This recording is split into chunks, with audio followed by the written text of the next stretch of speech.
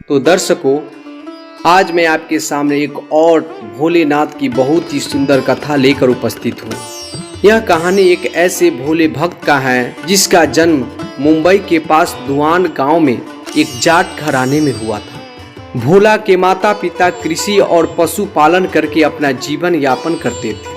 वह बहुत ही निर्धन था।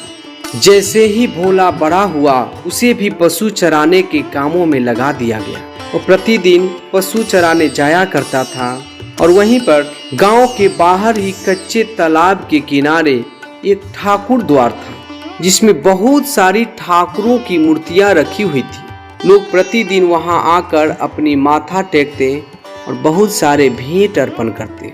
भोला पंडित को ठाकुरों की पूजा करते, स्नान करवाते व घंटियां खड़खड़ाते रोज देखा करता था। छोटी आयु में अल्प बुद्धि होने के कारण वह समझ नहीं पाता।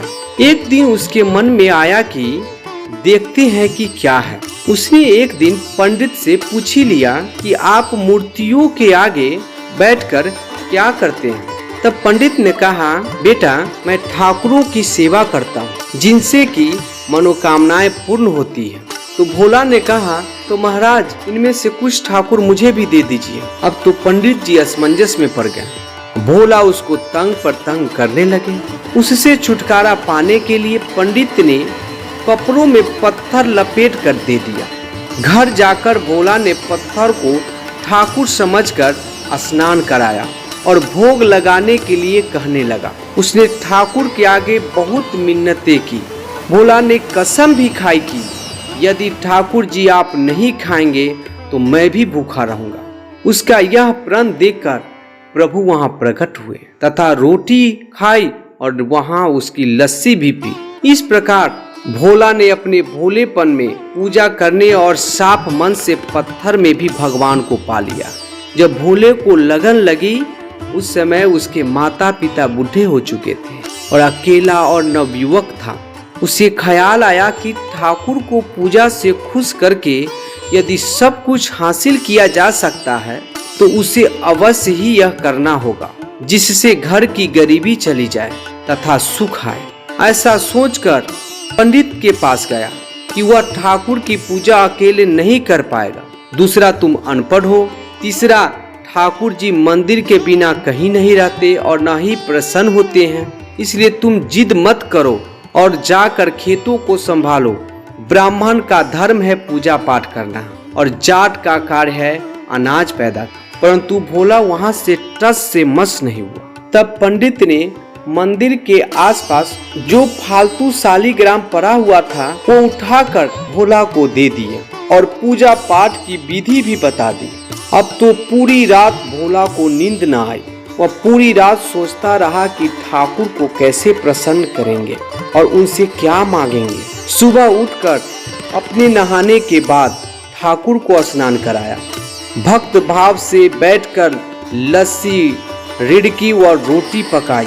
उसने प्रार्थना की, हे प्रभु भोग लगाओ। मुझ गरीब के पास रोटी, लस्सी और मक्खन ही है और कुछ नहीं है। अब पत्थर भोजन कैसे करें। पंडित तो भोग का बहाना लगाकर सारी सामग्री घर ले जाता था, पर भले बालक को इस बात का ज्ञान कहाँ। वह व्याकुल होकर कहने लगा कि क्या आप जाट की प्रसाद नहीं खाते? दादा तो इतनी देर नहीं लगाते थे। यदि आज आपने प्रसाद नहीं खाया तो मैं मर जाऊंगा, लेकिन आपके बगैर नहीं खाऊंगा। प्रभु जानते थे कि यह मेरा निर्मल भक्त है, यह छल कपट बिल्कुल नहीं जानता। अब तो प्रकट होना ही पड़ेगा। 1 घंटा और बीतने के बाद भोला क्या देखता है कि श्री कृष्ण रूप भगवान जी रोटी मक्खन के साथ खा रहे हैं और लस्सी भी पी रहे हैं। भोजन खाकर प्रभु बोले, भोला जो इच्छा है मांग लो, मैं तुम पर प्रसन्न हूँ। भोला ने हाथ जोड़कर विनती की, जो तुम्हारी भक्ति करते हैं तू उनके कार्य संवार देता है, मैं खुश हो जाऊंगा। यदि जूता, कपड़े, साथ में अनेक प्रकार की अनाज, गाय या भैंस, सवारी करने के लिए घोड़ी तथा घर की देखभाल करने के लिए सुंदर नारी मुझे दें। भोले के यह वचन सुनकर प्रभु हंस पड़े और बोले, यह सब वस्तुएं तुम्हें मिल जाएगी। तब भोला कहता है कि हे प्रभु, आज से ये भोला आपका आजीवन सेवक हुआ। भोला खुशी से दीवाना हो गया। उसकी आंखें बंद हो गई। जब वो आंखें खोली तो प्रभु वहाँ नहीं थे। वह पत्थर का शालिग्राम वहाँ पड़ा था।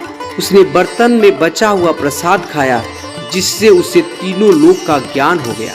प्रभु के दर्शनों के कुछ दिन के बाद भोला के घर सारी खुशियाँ आ गई। उसके बिना बोई हुई भूमि पर भी फसलें लहलहाने लगा। उसने जो जो प्रभु से मांगा था उसको वो सब कुछ मिल गया। किसी ने भोला से कहा, चाहे प्रभु तुम पर प्रसन्न है, फिर भी गुरु का धारण करना चाहिए। तब उसने स्वामी रामानंद जी का नाम बताया।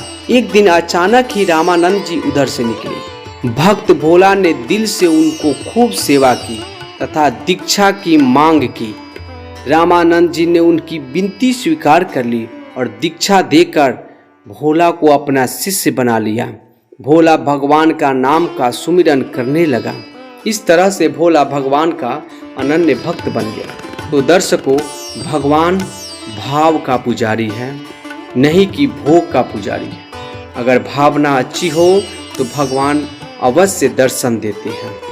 इसी के साथ अगर ये कहानी अच्छी लगी हो तो वीडियो को लाइक सब्सक्राइब करके जाइएगा और कमेंट में भगवान के। फिर मैं अगले वीडियो में नई कथा लेकर उपस्थित रहूँगा।